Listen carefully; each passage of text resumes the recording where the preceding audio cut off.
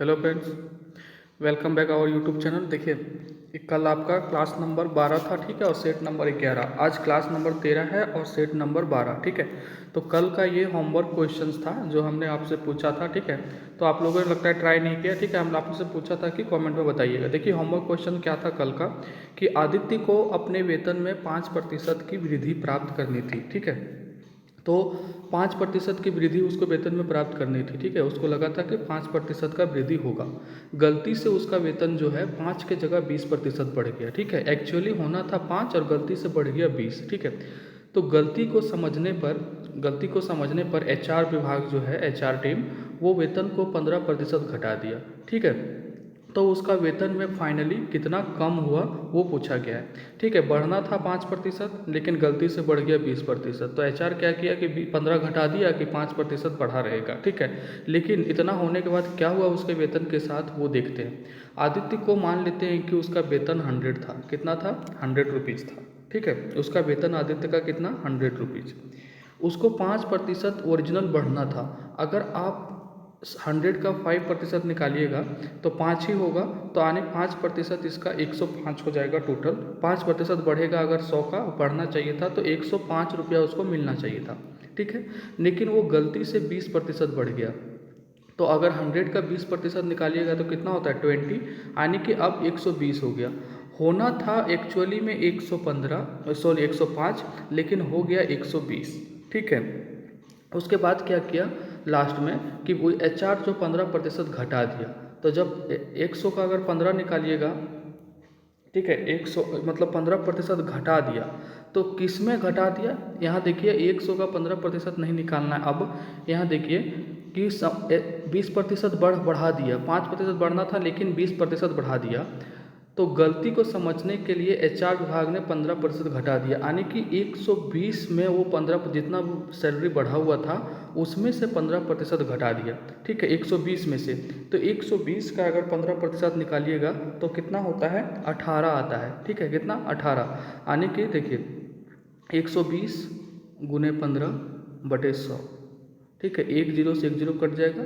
यहाँ 5 दिया 15 और 5 दूना 10 और 2 छके 12, यानी कि 18 आ गया। यानी 120 का 18 जो है वो 15% क्या है? घटा देता है, यानी कि माइनस कर देता है। तो 120 जो सैलरी बढ़ा हुआ था उसको 18 घटा दीजिए तो कितना हो गया उसका सैलरी? अब फाइनली उसको कितना मिलेगा? 102 रुपया, क्योंकि 15% घटा रहा है, यानी कि 18 रुपया घटा रहा है 120 में। तो 102 रुपया उसको मिल रहा है। अब मिलना कितना चाहिए था? 5% की वृद्धि प्राप्त करनी थी। करनी कितनी थी वृद्धि? 105 मिलना चाहिए था वृद्धि करने के बाद, लेकिन 15% घटा देने के बाद फाइनली उसको क्या मिल रहा है? 102 रुपया। और पहले उसका सैलरी कितना था? 100 रुपया। तो अब फाइनली उसका सैलरी क्या हो गया? वो 3% का कमी हो गया। कैसे? कि अगर वो उसको 5% मिलना चाहिए था, वो 105 मिलता, तो 5% बढ़ा हुआ मिलता। अब उसको 2% बढ़ा हुआ मिल रहा है, 102 रुपया मिल रहा है, यानी कि 2% बढ़ा हुआ मिल रहा है। यानी कि उसका वेतन कितना कम हुआ? उसका वेतन कम हुआ 3%, ठीक है। मिलना चाहिए था 105, लेकिन मिल रहा है 102। तो सैलरी का उसका कितना प्रतिशत बढ़ा हुआ मिल रहा है? 2%। अब उसको मिलना चाहिए था कितना? 5%। तो इसका आंसर कितना आ जाएगा? 3%, ठीक है। अगर इसमें दिक्कत है तो देखिए इसको कैसे निकालेंगे, कि उसको 105 रुपया मिलना चाहिए था, मिल कितना रहा है अब? 102 रुपया, ठीक है। अब कितना उसका सैलरी था?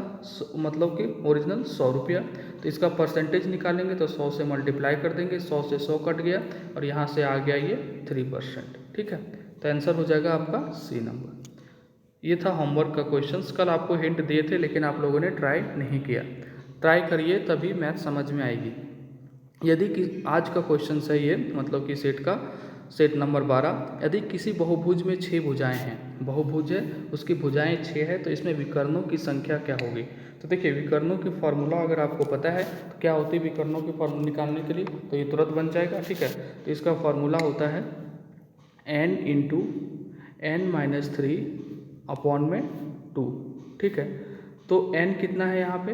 n भुजा, मतलब n क्या है? भुजा की संख्या 6, और 6 में से 3 घटा दीजिएगा तो क्या बचेगा? 3 और बटे में 2। तो 2 तिया का 6 काटिएगा तो क्या हो जाएगा यहाँ पे? 9। आपका आंसर हो जाएगा ए नंबर, ठीक है। चलते हैं क्वेश्चन नंबर दूसरा। क्वेश्चन नंबर 2 है कि कॉस ए 5/13 है।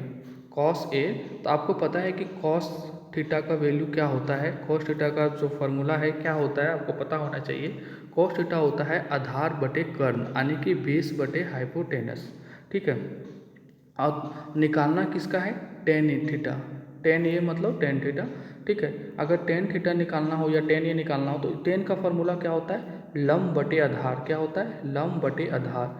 तो यहाँ से आपको बेस पता है, हाइपोटेनस पता है, लेकिन मतलब कर्ण पता है, लेकिन आपको लंब नहीं पता है। ठीक है, तो लंब निकालने के लिए क्या हो जाएगा, ये 5/13 दिया हुआ है। लंब निकालने के लिए होगा कि लंब कैसे निकालते हैं, L=H² माइनस B²।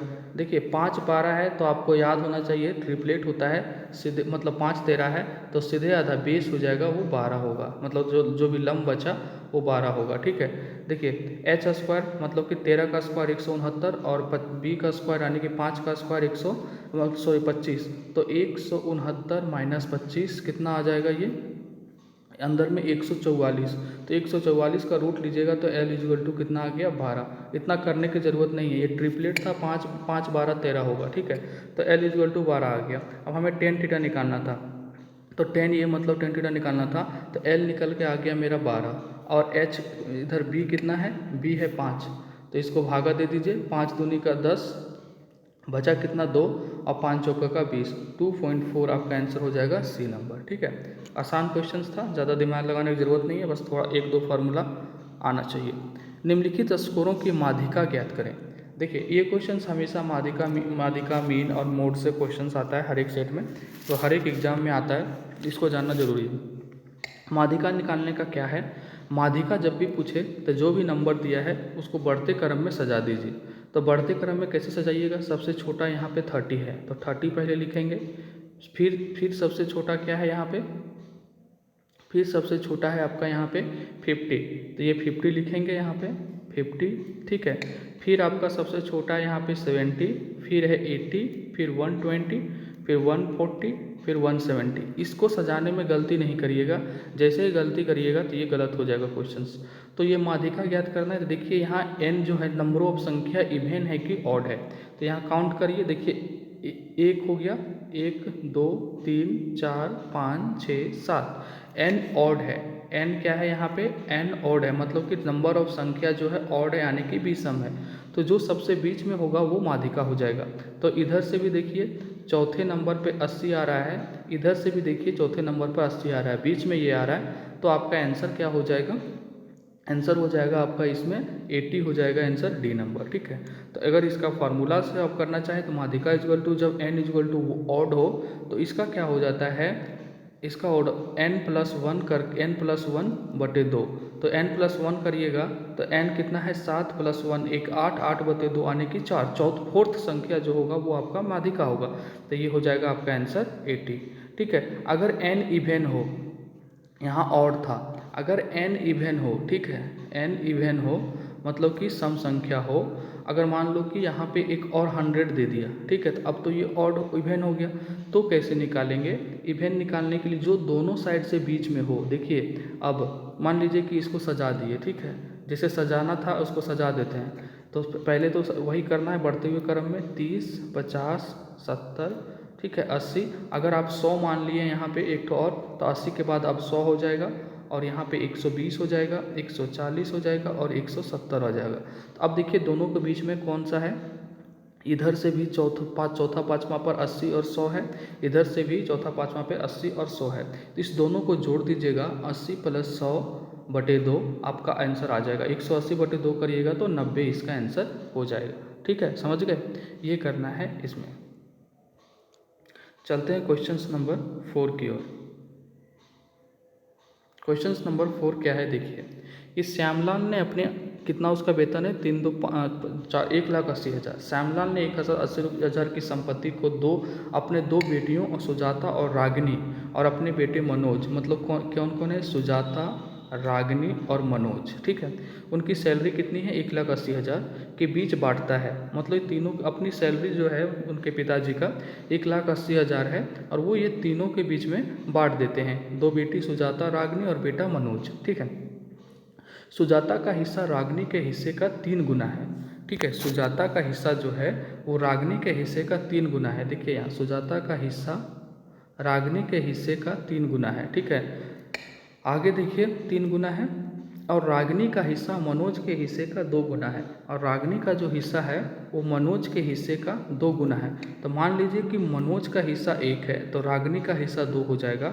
अब रागिनी के हिस्से से सुजाता का हिस्सा 3 गुना है तो 2 का 3 गुना आने की 6 हो जाएगा। ठीक है, तो जब निकल गया 6 हो गया, अब क्या करना है, तो मनोज का कितना मिलेगा, तो उसका बेटा जो मनोज है उसको कितना मिलेगा। तो देखिए टोटल दोनों में कितना अनुपात में बढ़ रहा है, तीनों में 6 2 8 1 9, 9 अनुपात में बढ़ रहा है। और सैलरी टोटल कितना है, ये सैलरी ही तो बढ़ रहा है, सैलरी है 1 8 पेच 8 0 यानी कि 1,80,000 है ना। अब क्या करना है कि एक अनुपात का वैल्यू निकाल दीजिए, तो 9 दूना 18 हो जाएगा, यानी कि कितना हो जाएगा यहाँ पे 2 लाख। ये तो कितना हो जाएगा 9 दूना 18, और इधर हो जाएगा 1 5 0 आएगा ना, 9 दूना 18 4 0 1 2 3 4। ठीक है, हाँ, यानी कि 20,000, यानी 1:20,000 आ गया। तो मनोज का ही पूछा था तो मनोज को एक ही अनुपात मिल रहा है, तो मनोज का सैलरी हो जाएगा A=20 यानी कि 20,000 हो जाएगा इसका सैलरी। ठीक है, ये होगा। अगर पूछता कि रागिनी का कितना होगा तो इसको 2 से गुना कर देते। अगर पूछता कि सुजाता का कितना होगा तो फिर हम इसको 6 से 20,000 को गुना कर देते। ठीक है, तो आपका आंसर आ जाता। चलते हैं क्वेश्चन नंबर 5 की ओर।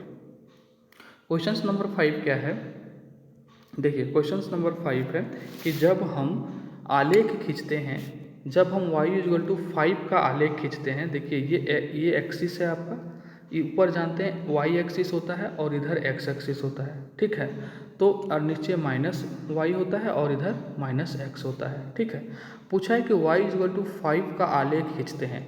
y=5 कहने का मतलब है यहाँ क्या है, x 0 है, तो x कहाँ 0 होता है, y कोऑर्डिनेट पे x 0 होता है और x कोऑर्डिनेट पे y 0 होता है। तो y=5, तो y=5 हम आपको बोलेंगे तो आप क्या करिएगा, y=5 मान लीजिए कि यहाँ होगा, कहीं भी होगा, y= 5 है।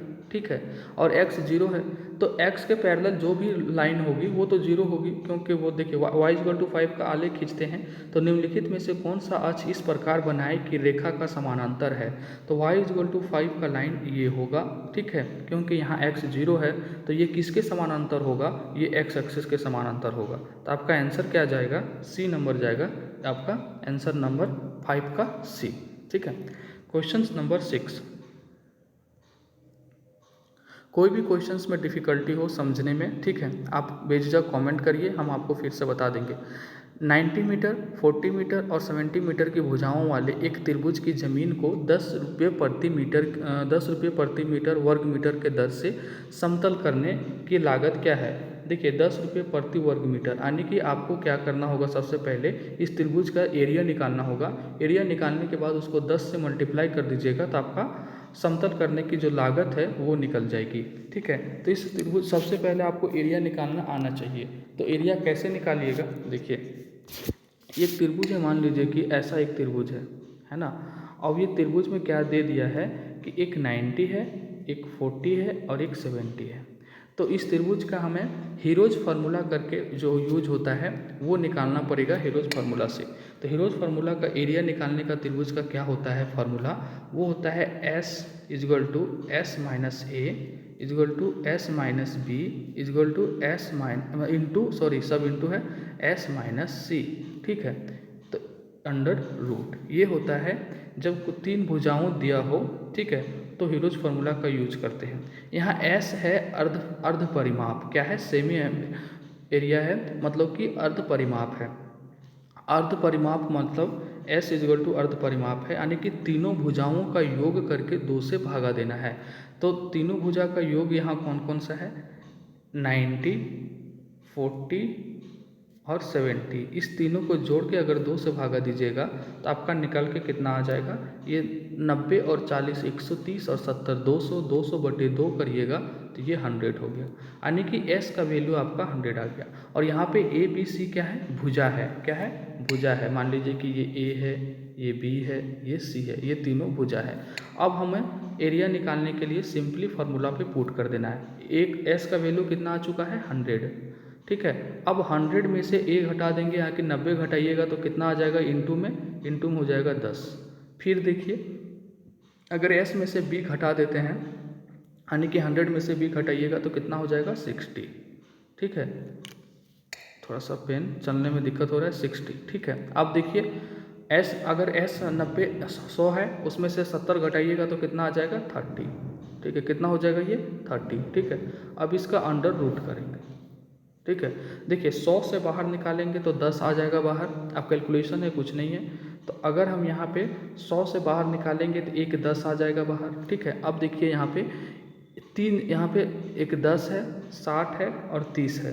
ठीक है, तो 10, 60 और 30, अब इसको अगर मल्टीप्लाई करिएगा तो 6 तिया 18, 18 पे देखिए 1 2 3 0 हो जाएगा। ठीक है, तो इसको क्या करना है आपको, सिंपली 10, 60 और 30। ठीक है, अब यहाँ से एक 10 और बाहर निकल जाएगा। ठीक है, 100 से बाहर निकाल दिए तो एक 10 निकल गया। अब देखिए यहाँ पे पेन चलने में, इसको रफ करते हैं। ठीक है, फिर से बनाते हैं यहाँ से क्वेश्चंस, इसको रफ करना पड़ेगा, जगह कम पड़ गया। लास्ट में हमारा क्या आया था देख लीजिए, लास्ट में हमारा यही आया था कैलकुलेशन करने के लिए, 100 था बचा हुआ, फिर क्या था 10 था, फिर 60 था और फिर 30 था, है ना, यही था। अब इसमें क्या करना है, देखिए ये 100 है, एक यहाँ पे 10 है, एक 10 छुपा हुआ है, एक 10 यहाँ पे छुपा हुआ है। ठीक है, मतलब कि 10 छक्के 60 हो जाएगा, 10 तिया का 30 हो जाएगा और यहाँ 10 है, यानी कि 100 का एक बाहर आ जाएगा और इस दोनों में से दो, इस 10 में से 10 दें 100 करेंगे तो एक 10 और बाहर आ जाएगा। ठीक है, तो यहाँ क्या बचेगा आपका, सिंपली अंडर रूट में क्या बचेगा, यहाँ पे बचेगा 10 गुने 6 और गुने 3। ठीक है, क्योंकि हम 2 जीरो में से एक जीरो निकाल लिए 6 और 3 का, तो 10 दें का 100 हो जाता, तो अब बचा 6 और 3। आप कैलकुलेशन कर लीजिएगा, ये 100 हो गया बाहर और यहाँ देखिए 10 चक्का 60 और 60 दिया 180। ठीक है, तो यहाँ से फिर देखिए बाहर आ जाएगा। अगर आप इसको कर सकते हैं, 10 को अगर तोड़ सकते हैं तो 2 पच्चे 10 हो जाएगा और यहाँ 3 है तो 2 तिया 6 हो जाएगा और एक 6 यहाँ पे है, यानी कि एक 6 और बाहर आ जाएगा और रूट 5 हो जाएगा। आप यहाँ तोड़ते जाइएगा, 2 गुना 3 करिएगा तो आपको दिख जाएगा, 2 गुना 5 करिएगा तो आपको दिख जाएगा कि 2 तिया का 6 और एक 5 बाहर केवल बचेगा 6, और यहाँ 6 के साथ कॉम्बिनेशन बन जाता है। आप अपने कैलकुलेशन करिएगा, तुरंत हो जाएगा। ठीक है, देखिए अगर हम करना चाहें तो देखिए, अगर हम करें तो यहाँ 2 गुने 5 कर सकते हैं 10 का, तो जैसे ही 10 का 2 गुने 5 करिएगा, यहाँ 6 और 3 है तो 2 तिया का 6 और ये 6, 2 6 बना, एक 6 बाहर कर दिए और रूट 5 आ गया, तो ये हो गया 600 गुने रूट 5 का वैल्यू दे रखा है 2.24, तो आपको यूज करना है ये 2.24 आप ले लिए।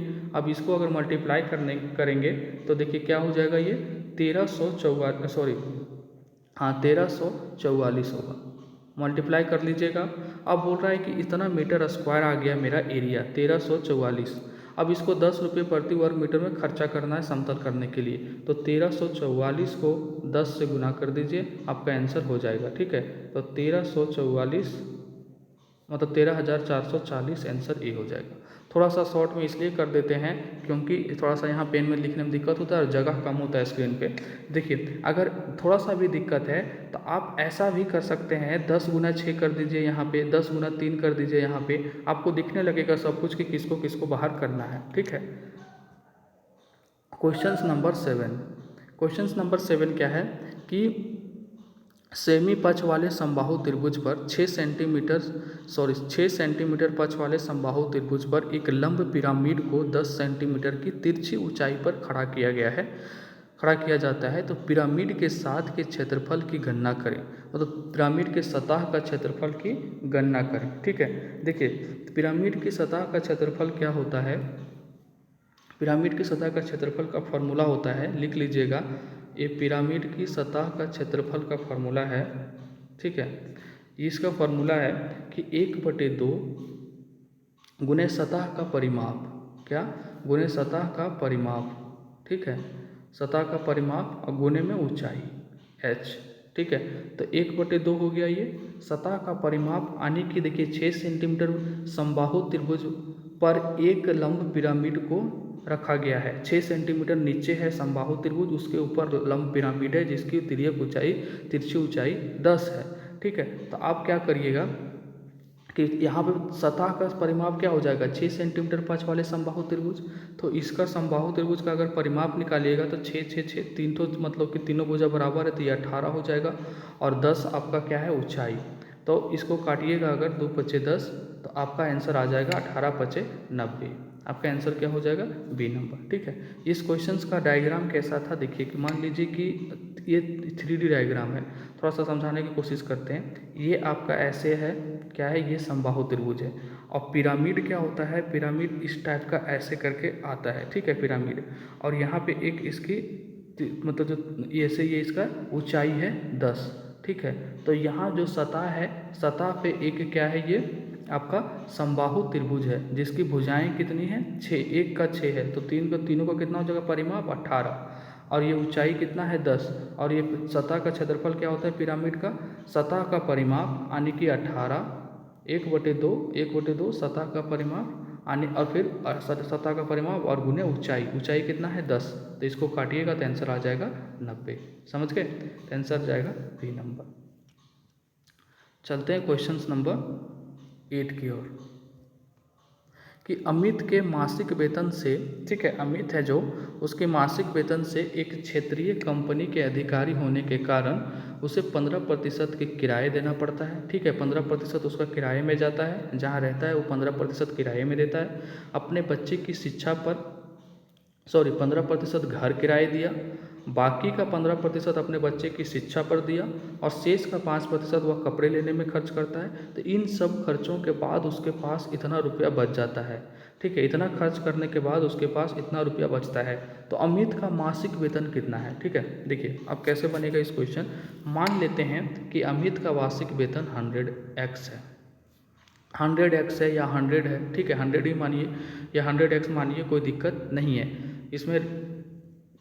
ठीक है, अब उसमें क्या है कि वो 15% घर पे खर्चा कर दिया। तो कोई भी चीज़ उसका सैलरी होगा वो 100% होगा, उसका 15% खर्चा कर रहा है, यानी कि उसका 85% वो बचा रहा है। तो ये 85/100 हो जाएगा। अब इसमें जो बच गया, फिर ये मान लीजिए कि ये जो बचा 100x × 85/100, ये अपने आप में 100% हो गया एक।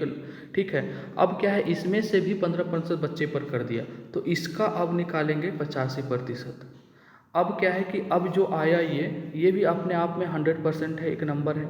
अब क्या है कि इसमें से 5% कपड़े पर कर दिया, तो अब उसके पास कितना बचा, 95/100। ठीक है, जितना जो इसका जो यहाँ से यहाँ तक था उसका 95/100, क्योंकि 5% खर्चा कर दिया तो 95 ही बचा। अब इतना खर्चा करने के बाद, बचने के बाद उसके पास कितना बच जा रहा था, 27,455 रुपया। ठीक है, अब इसमें से कुछ नहीं करना है, आपको काटना है। अब कैसे काटना है कि आप 27,455 दिख रहा है यहाँ पे देखिए 95 है, 85 है और यहाँ पे 85 है। अब इसको जब काटना स्टार्ट करिएगा आप, तो कट जाएगा पूरा। सिंपल क्वेश्चन सही है ये। पहले 5 से काटिएगा, फिर आप 17 से काटिएगा। ठीक है, फिर आप 19 से काटिएगा, ये पूरा कट जाएगा और x का वैल्यू आपका आ जाएगा 400। कॉन्सेप्ट यही था, x का वैल्यू 400 आ जाएगा। तो आप सैलरी कितना माने थे, 100x। तो आप इसको सैलरी निकालने के लिए 100 को क्या करिएगा, 400 से मल्टीप्लाई कर दीजिए। ठीक है, आपका आंसर आ जाएगा 40,000। इसका आंसर हो जाएगा 40,000, यानी कि बी ऑप्शन। ठीक है, तो आप इसको अपने से काट लीजिएगा, कुछ नहीं करना है इसमें, काटने में कोई दिक्कत नहीं होनी चाहिए आपको, सब कटते जाएगा। 5 से काटिए।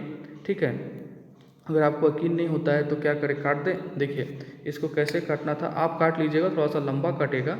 इसको करना क्या है, कुछ नहीं करना है। 27,400 ये जो है 55 ऊपर रहेगा। ठीक है, इधर में मल्टीप्लाई करिएगा तो 3 तो 100 था, यानी कि 100 गुने 100 गुने 100, और यहाँ 100 होगा, और नीचे में सब आ जाएगा 85 85 85 और गुने में 95 और इंटू 100, जो 100x माने थे, बराबर x = इतना। अब इसको काटिए, आप कैलकुलेटर यूज करिए, कुछ भी करिए, चेक करने के लिए तुरंत बन जाएगा, कोई दिक्कत नहीं है। अगर नहीं आता है तो आप हमसे कल पूछ सकते हैं कि आंसर नहीं आया। ठीक है, 97% और 90% शुद्धता के दो समाधान मिश्रित होते हैं। ठीक है, देखिए एक 97% शुद्ध है और दूसरा 90% शुद्ध है, दोनों को मिश्रित कर दिया जाता है तो जो शुद्ध आता है फाइनली वो 95.5% शुद्ध निकल के आता है।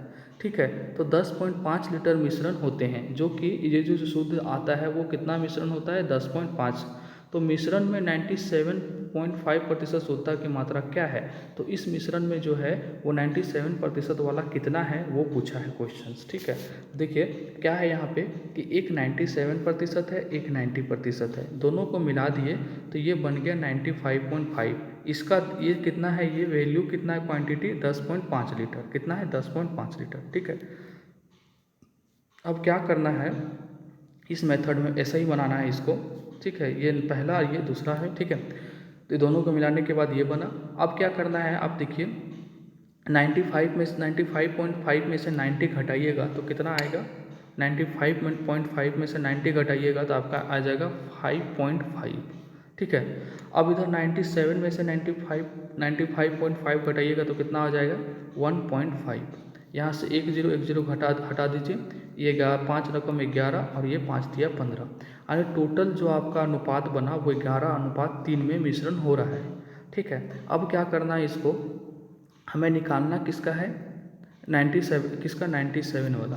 ठीक है, निकालना कितना है 97 वाला, और दोनों को मिलाने से हमें कितना प्राप्त हो रहा था 10.5, यानी कि 14 अनुपात का वैल्यू हो गया आपका कितना 9, यहाँ हो गया 10.5 मिलाने के बाद। ठीक है, तो यही अनुपात में मिला रहा होगा, एक 11 अनुपात में, एक 3 अनुपात में, तो आपका आ गया 10.5 लीटर फाइनली।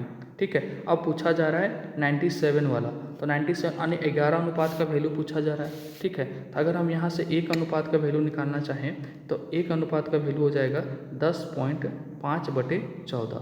ठीक है, 10.5/14। ठीक है, ये 14 हो गया। अब इसका कितना निकालना है 11 अनुपात का, तो एक का इतना आ गया तो इसको मल्टीप्लाई कर दीजिए 11। अगर पूछता कि 90 का तो 3 से मल्टीप्लाई करते, तो इसको गुना कर दीजिएगा, आपका आंसर आ जाएगा। ठीक है, क्या करना था देखिए, 14 अनुपात का वैल्यू कितना आ गया था 10.5, वो दिया था दोनों का मिश्रण। अब एक का वैल्यू कितना आ गया यहाँ पे देखिए 10.5/14, और 11 का पूछा जा रहा है तो 11 से मल्टीप्लाई कर दिए, यानी कि 97 वाला पूछ रहा था, तो यहाँ से एक जीरो हटाइएगा अगर, तो यहाँ पे दशमलव, तो यहाँ पे जीरो आ जाएगा, और इसको अगर काटिएगा तो 5 दूना का 10, 7 से भी काट सकते हैं, 7 रकम 7। ठीक है, 7 रकम 7 और 3 7 बचे 35, यानी कि 15 बार में ये कट जाएगा इधर यहाँ पे, और ये कट जाएगा 7 दूनी की 14 20, 5 तिया का 15 और 5 चौका का 20, यानी कि 33/4, यानी कि 8.25 आंसर आ जाएगा आपका सी नंबर। ठीक है, देखिए इसको ऐसा क्यों किए, एक 97%, एक 90% और ये 95.5 जो बन रहा था। देखिए यहाँ पे देखिए ये 95.5 जो है वो 1 से ज़्यादा है और 97 से कम है इस केस में, और ये दोनों को मिला के फाइनली ये बन रहा था। इस मेथड को अप्लाई करेंगे। अगर यहाँ 80 रहता, मतलब मिलाने के बाद 80% बन रहा है, 70 बन रहा है, ठीक है, तो हम ये नहीं अप्लाई करते, क्योंकि ये जो आता है वो 90 से ज़्यादा होना चाहिए और 97 से कम, यानी कि 1 से ज़्यादा 1 से कम होना चाहिए, तो इस मेथड को अप्लाई कर सकते हैं। हाँ, और जो सेम होगा, यहाँ अगर परसेंटेज में दोनों है तो ये भी परसेंटेज में होगा, यहाँ रुपया में है तो ये भी रुपया में होगा। ठीक है, मतलब यूनिट सेम होगा दोनों का। तो यहाँ देखिए ये परसेंटेज में था इसलिए इसको लिए। ठीक है, दोनों को मिलाने के बाद हमारा इसको इसमें माइनस कर देंगे, यानी 95 में से 90 माइनस करेंगे, 97 में 95 को माइनस करेंगे, तो ये 11 मतलब आ जाता था काट कूट के, और ये 3, तो दोनों का वैल्यू 10.5 मिश्रण प्राप्त हो रहा था, तो दोनों का जोड़ के हमें कितना प्राप्त हो रहा है 10.5। तो एक का वैल्यू निकाल लेंगे, फिर इस तरह 11 का निकाल लेंगे, अगर 90 वाला पूछेगा तो 3 का निकाल लेंगे। ठीक है, चलते हैं क्वेश्चन नंबर 10 की ओर। अनीशा के पास 500 किलो गेहूँ है। अनीशा के पास क्या है 500 किलो गेहूँ है, जिससे वह कुछ को 18% लाभ पर बेचती है और कुछ को क्या करती है, वो कुछ को 18%। देखिए फिर वही क्वेश्चन है, यहाँ और क्लियर समझ में आ जाएगा। देखिए अच्छा हुआ कि ये क्वेश्चन सेम आगे आ गया। अनीशा के पास 500 किलो गेहूँ है। अनीशा के पास टोटल गेहूँ कितना है 500 kg। ठीक है, वह कुछ को 18% लाभ पर बेचती है। ठीक है, कुछ को वो 18% लाभ पर बेचती है और शेष को 8% लाभ पर। मान लीजिए कि कुछ भी वजन होगा 500 में से 250, 300, 200 केजी, 400 केजी, वो 18% लाभ पर बेचती है, और जो बच जाता है शेष वो 8% लाभ पर बेचती है। कोई दिक्कत नहीं, ठीक है। पूरे लेन देन में, यानी कि पूरा लेन देन में, मतलब मान लीजिए कि वो 300 केजी जो है 18% लाभ पर बेच दी, 200 केजी 8% लाभ पर बेच दी। पूरा लेन देन में जब पूरा जोड़ा गया पूरा, तो उसको पता चला कि हमको फाइनली जो है उसको 14% का लाभ हुआ, ठीक है। तो जो फाइनली 14% का लाभ हुआ वो हम ऐसे लिखते हैं कि कुछ पहला पार्ट को वो बेच दिया 18% पे, कुछ को 8% पे, और जब जोड़ के देखा सब तो उसको 14% की लाभ हुआ, ठीक है। तो पूछा जा रहा है कि 8% लाभ पर बेचे जाने वाले गेहूं की मात्रा क्या है, यानी कि हमें ये 8% वाला पूछा जा रहा है कि इसका गेहूं की वैल्यू क्या है, ठीक है। तो देखिए हम इस मेथड को क्यों लगाएं, क्योंकि 14 देखिए कि 18 से कम है और 8 से ज़्यादा है, और यहाँ 18% है, 8% है और 14% है, यानी कि सारा प्रतिशत में ही है, तो हम इस फार्मूला का यूज कर सकते हैं। तो अगर 18 में से 14 को घटाएंगे तो कितना हो जाएगा, यहाँ 4, और 14 में से 8 को घटाएंगे तो कितना हो जाएगा 6। फर्दर अगर काटा जाए इसको तो 6 4 में कॉमन है 2, तो 2 से कट जाएगा, 2 तिया का 6, ठीक है। अगर आपका इच्छा हो तो काट सकते हैं, नहीं इच्छा हो तो आप नहीं काट सकते हैं, ठीक है। तो ये 2 तिया का 6 हो जाएगा, और ये हो जाएगा आपका 2 दूनी की 4, यानी कि 18% वाला जो गेहूं है वो 3 अनुपात में मिलाया गया, 18% जो बेचा गया वो 3 अनुपात में मिलाया गया और बेचा गया, और 8% वाला 2 अनुपात में बेचा गया, यानी टोटल कितना हो गया 5 अनुपात, 3 और 2 है तो टोटल कितना हो गया 5 अनुपात, ठीक है। और इस 5 अनुपात का वैल्यू कितना है 500 किलो, इसी को तो बेच रहा है ना 18% 8% पे, ये कितना है 500 किलो, ठीक है। तो ये हो जाएगा 500। तो एक रेशियो का वैल्यू यहाँ एक अनुपात का कितना हो जाएगा, 500 को 5 से भागा दीजिएगा तो 100 हो जाएगा, ठीक है। अब जिसका भी पूछे हम एक का निकाल लिए। अब पूछा जा रहा है कि 8% लाभ पर, तो 8% लाभ पर यहाँ 2 है, 2 अनुपात में बेचा जा रहा था, तो 2 को 100 से गुणा कर दीजिए तो ये हो जाएगा 2। 8% लाभ पर 200 केजी बेचा, और 3% लाभ पे, 18% लाभ पे वो 100 को 3 से गुना करिएगा तो 300 केजी बेचा, ठीक है।